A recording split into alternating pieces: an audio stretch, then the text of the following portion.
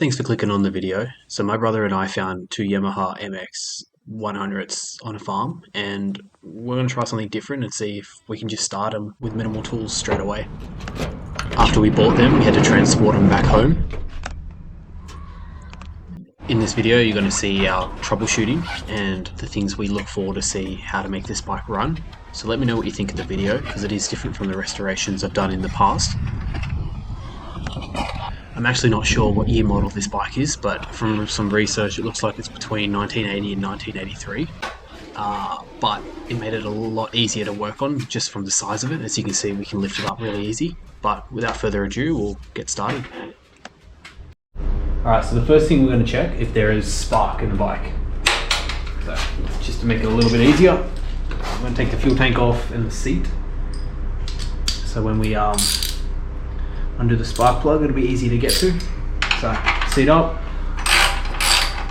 one little 10mm bolt that's holding it together. Take this side fender off. Looks like it's only rubber connections, no nuts or bolts. It's in pretty good condition. Alright, now I'll take this fuel line off. It's definitely weathered. It's a hard plastic. Well, yeah, should help. As you can see, we don't have an airbox, but shouldn't be a problem to start it.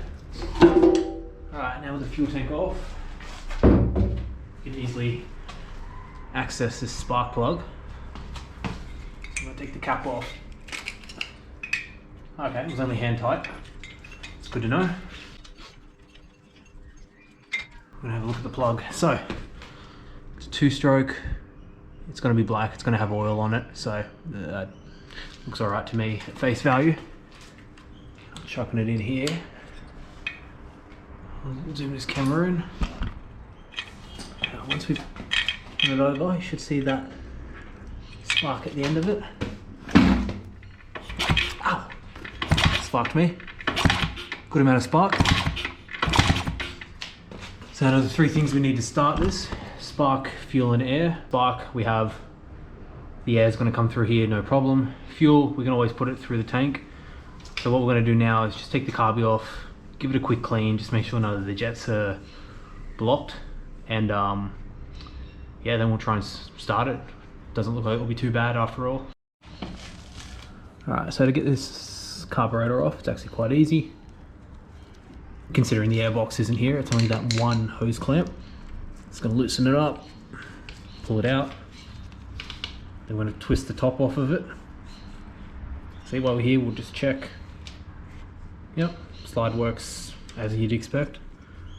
Chokes together, nothing should be stopping it theoretically, and that looks fine. So let's take this to the bench and pull it apart and check if all the jets are clean. So to take the base off, you have 4 Phillips head screws. Just take those apart. One. I'm going to be careful with the drill that you don't round the top of it, strip it. One more to go. Awesome. Let's see what awaits us in here. Actually looks really clean. You can see there's no oil build-up on the bottom. I'd be surprised if this jet was clogged. No, I can, I think you can see it through the camera, but you can see right through it. Yeah, see there? Move it around, you'll see it go white and dark. The white means that it's completely clean. There's nothing wrong. If it was dirty, get a piece of wire. So on this build, the clutch is fraying, so I've just chopped a bit of wire off. You can actually put it into the jet. Just twist it around there, put a bit of carby cleaner. I'm going to use WD-40, that's all I have, but mine's not clogged, so it should be fine. So yeah, I don't think fuel's going to be a problem, so we'll put it back together, put some fuel in the tank, and we'll give it a quick clean before we do it, but we'll put some fuel in the tank and go from there. We'll see if it starts.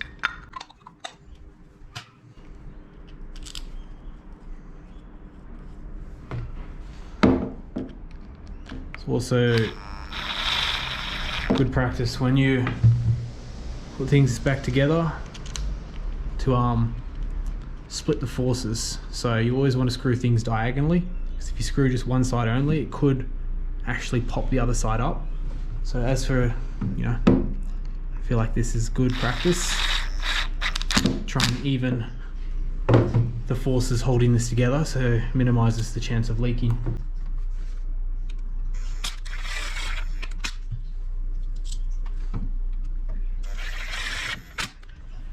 Just before we chuck it on, like mentioned, let's give it a bit of a clean. I'm just going to use WD-40. It'll do the same job as this, you know, degreaser, WD, carb cleaner, brake cleaner, whatever you want to use. Just anything's better than nothing.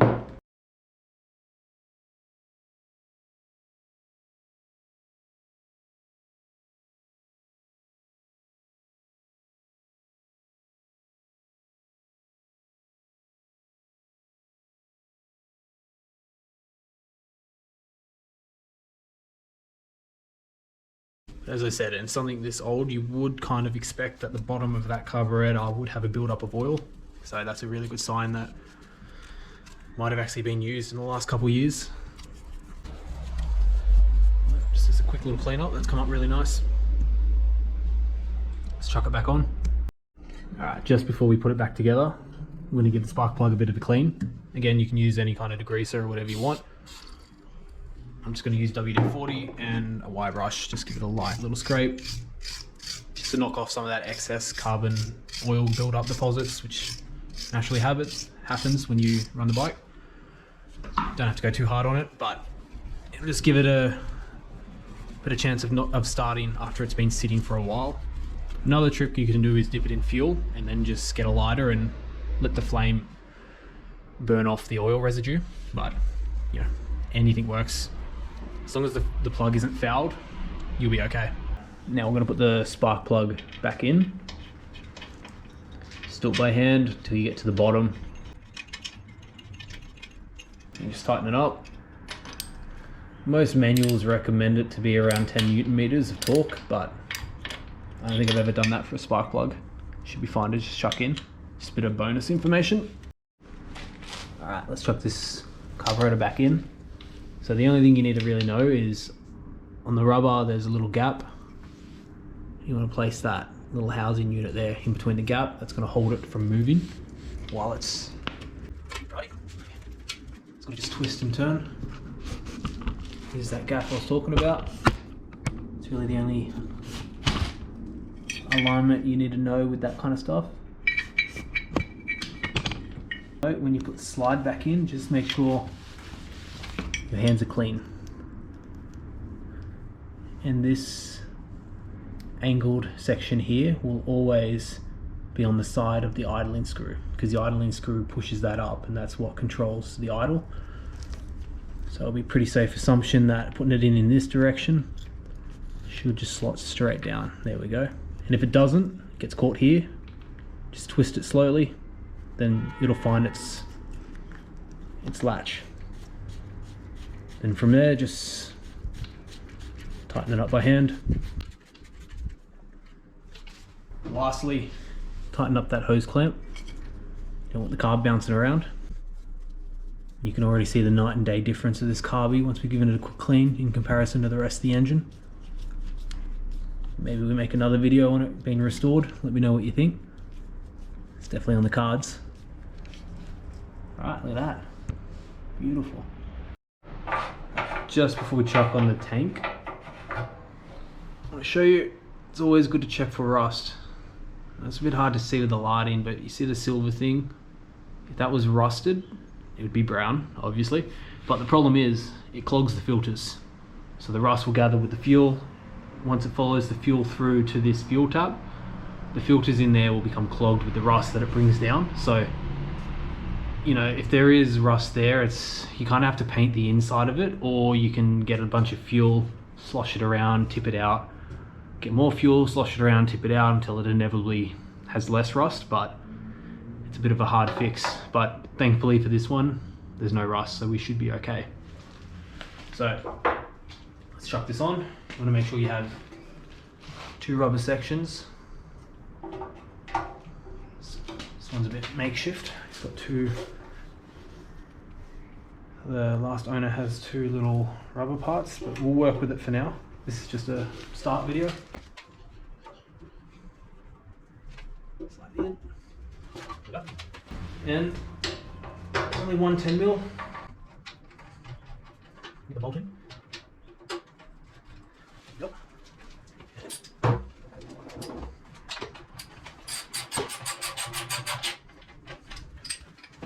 Seat down. We'll leave the side panel off just for now. It's not going to affect whether it starts or not, but it will just make it, yeah, we'll just leave it down for now. There's no real benefit either way. As mentioned, this hose is, went on. Alright, let's grab some fuel. Just before we start it, we're going to check the gear oil to make sure we have it. You know, because it's a 2-stroke, the oils and the fuel, that's what's going to lubricate the piston, but this one's purely for the gears. As you can see there, it gives you the amount of oil you'll need. This one says 850cc. Every engine will say something different. Look at the dipstick, it's dry. So there's it could be either no oil or just not enough oil. So we'll just top it up till it's at a reasonable amount, to the bare minimum. So I'll do that now, but I'm going to zoom in for you. See that 850cc mark? That's how you know how much oil you'll need. But always consult the service manual, just in case. So just gonna put some oil in it. Just using some car oil, that's all I have on hand. If this was a race bike of some sort, I'd probably take it a bit more serious, but this will do for a let's start. Any oil's better than no oil. So as you see, I only put a little drip of it in then, just because I don't know if there is oil or not in it. Oh yeah, there we go. It's above the minimum line. Just do it one more time, just in case the oil is still draining down, or we hit it on the side. Put it back in, close it. Alright, let's take it back out. Yeah, great. It's hard to see, but it's about there, which is perfect. Put some fuel in. We're only going to put about half a litre in it. We don't need too much. 50:1 oil to fuel ratio. Should be good. Alright, got it on reserve fuel. Pull the choke. Accelerator. Give it a crack. So what we're going to do, we're going to start it.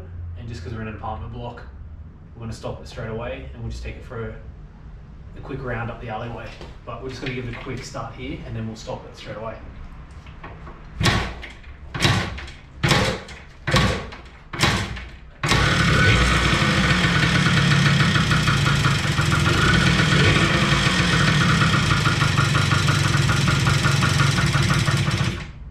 Doesn't even blow smoke.